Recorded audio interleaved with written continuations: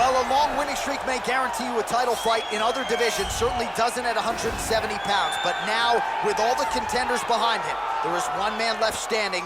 It is this man, the #1 welterweight contender, now getting his shot at the dominant champion. And he believes without a shadow of a doubt that he is the best 170 in the world, and he is out to prove it right here, right now.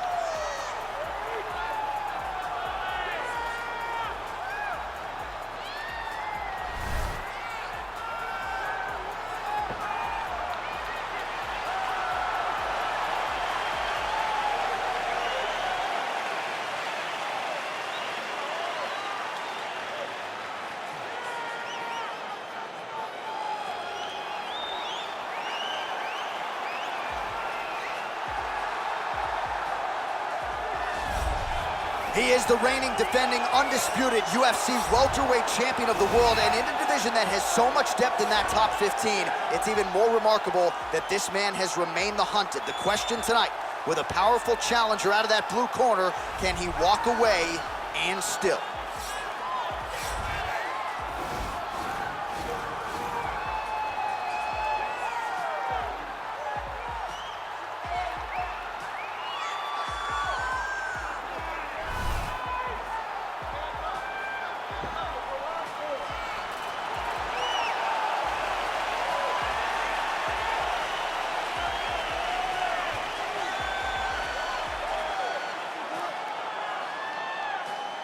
All right, now let's get you our tale of the tape for this welterweight championship fight. So these fighters are just a year apart, with some differences in height, but big differences in reach. All right, now for the official introductions, we send it inside the octagon to Bruce Buffer. Ladies and gentlemen, this is the main event of the evening. And when the action begins, our referee in charge of the octagon, Dan Murgliata. Now, this is the moment UFC fans around the world have been waiting for. Live from the MGM Grand Garden Arena in Las Vegas, it's time! 5 rounds for the undisputed UFC welterweight championship of the world. Introducing first, fighting out of the blue corner. This man is a wrestler holding a professional record of 24 wins, 1 loss. He stands 5 feet 10 inches tall, weighing in at 155 pounds. Fighting out of Makhachev, Russia, presenting the challenger, Islam Makhachev. And now introducing the champion, fighting out of the red corner. This man is a mixed martial artist, holding a professional record of 17 wins, no losses. He stands 6 feet 1 inch tall, weighing in at 170 pounds. Ladies and gentlemen, presenting the reigning, defending UFC welterweight champion of the world, Shavkat Rakhmonov.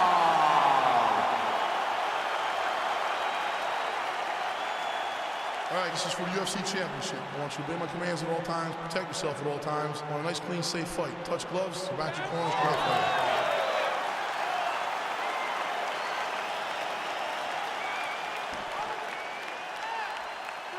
Ready?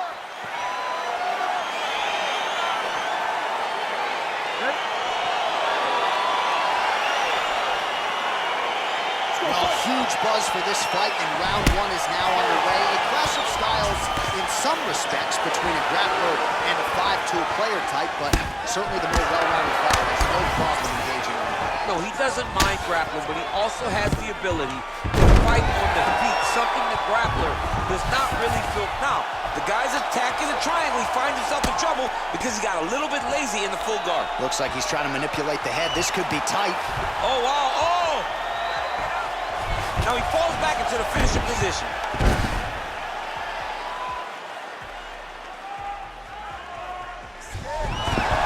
Brilliant submission defense there. All right, right into side control here, DC. Biggest difference between half guard and side control? Well, side control to me feels like a little bit less control because now my legs aren't really doing anything anymore. Now I'm controlling you with my upper body.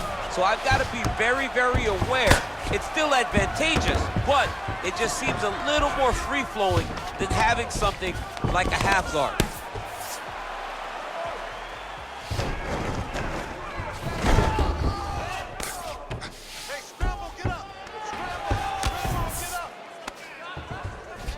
All right, he's sort of hanging out here unguarded, DC. Not sure if he's trying to bait him in or what, but not great body language here.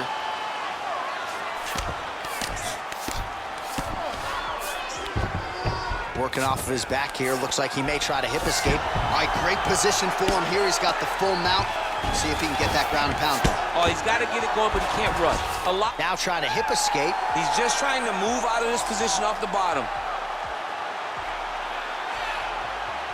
The Kimura is not the arm. It's the shoulder pressure that usually makes you tap. But now DC trying to isolate an arm. Yep, he's using the Kimura.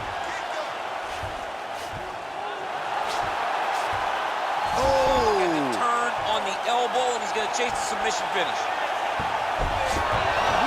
Somehow stays in the fight. Strong bottom work here, staying busy. Oh, his opponent squirming like a fish out of water now. The ground and pound is on point. This could very well be the beginning of the end. This could be the beginning of the end. We've seen some really good ground and pound fighters. This young man is as good as any you've ever seen. Oh, he postured up there, gained some valuable separation. And now the ground and pound starts. Oh, he's got the ground and pound going now. Oh, nice connection by him there with the right hand. The right hand is the dominant hand, and you can see how well he throws it. And will land the single ground strike there. Round two next. All right, so a lot of highlights over those previous 5 minutes. DC, take us through the replay, if you will. A lot of good action, but punching led the dance. Punching was the thing that stood out to me. That allowed him to take control of the round.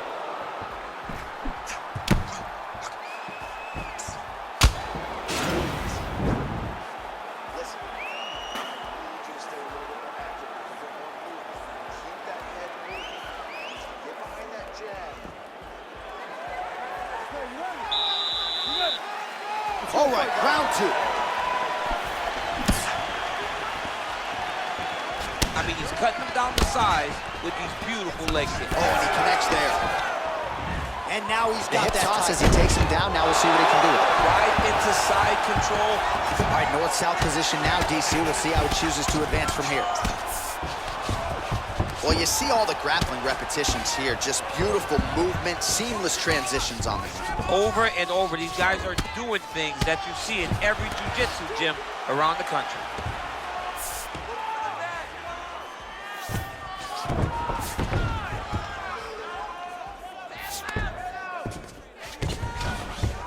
All right, he's very comfortable fighting off his back, DC. Now looks like he's trying to hip escape. Yeah, he's trying to hip escape or maybe look for a Kimura here. Good, solid strike on the ground. All right, side control now. We'll see if he can advance position. Fighter trying to pass here, ooh, but gets denied. Gets denied. Great job, great recognition of seeing what your opponent was trying to do. Oh, really nice work to keep busy off of his back as he lands some more offense here from bottom.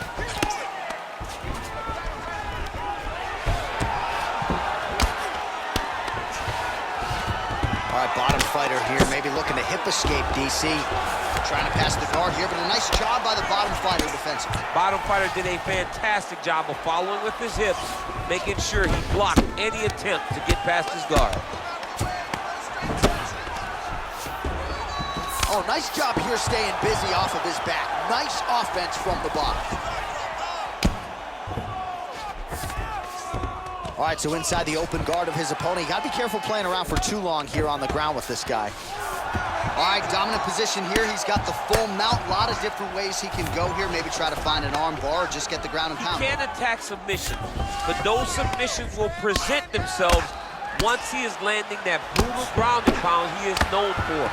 Because then his opponent will start to get a little bit desperate to get out from under him, which will then in turn leave arms dangling, or he'll turn to his knees and get choked out. Pretty significant welt to the left side. Lands the ground and pound strike here. All right, so he's sort of turtled up here. Not great body language. Perhaps he's trying to bait him in a little bit. A lot of top pressure being applied here as he works out of side control.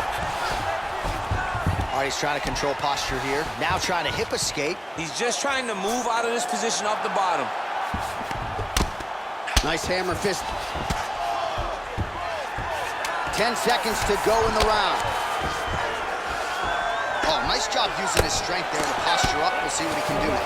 He's going to start looking to land big shots from the top. All right, so a crowd-pleasing 5 minutes in the books. DC, take us through some of the highlights. Punch after punch landed right on his opponent's face. Did a great job of finding his target, locking in, and then getting his fist to the target in that round.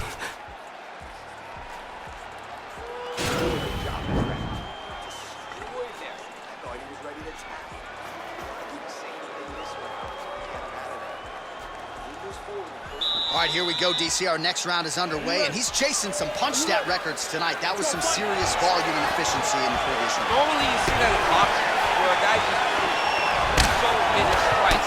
But this man has taken it to the octagon, looking to break all the punch records before the night is over. Oh, massive knee to the head. We'll see if he can follow up. Oh, nice land there with the punch. You see, he's taking advantage of what is an obvious edge and reach. Oh, we're getting a finish here. Oh, what a beautiful counter to the guillotine there. Gets side mount, and now maybe the Von Flue choke will be there. Open St. Preux has got to like that transition there.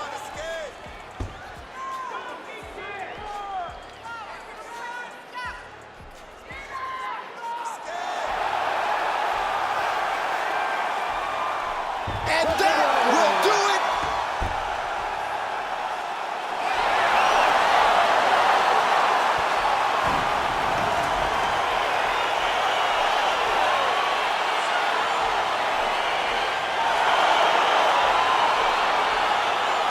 Take a look back at the replay as he gets it done by submission tonight, champ. Just watch how slowly he approaches the submission, though. He never rushes. He takes his time, but it's his trickiness. It's his ability to trick people into going to the floor with him that puts them in danger and finishing fights.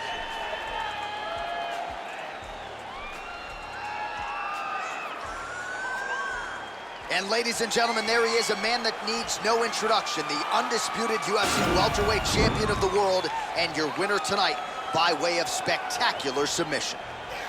Ladies and gentlemen, referee Dan Bergliata has called a stop to this contest at 1 minute, 22 seconds of the third round.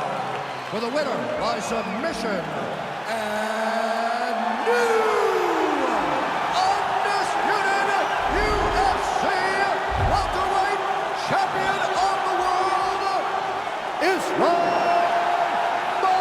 Makhachev. So there he is, the newly minted UFC welterweight champion. You had to look far and wide for people who were picking him in this spot tonight. As Dominic Cruz said, when you became the double champ, he got it done. Not many people expected him to win. Those three guys that walked to the octagon with him were sure that he would win this fight. All you need is your army. You're the warriors on the front line. And that group of warriors knew that they could get the job done. They did, and now he's the UFC champion.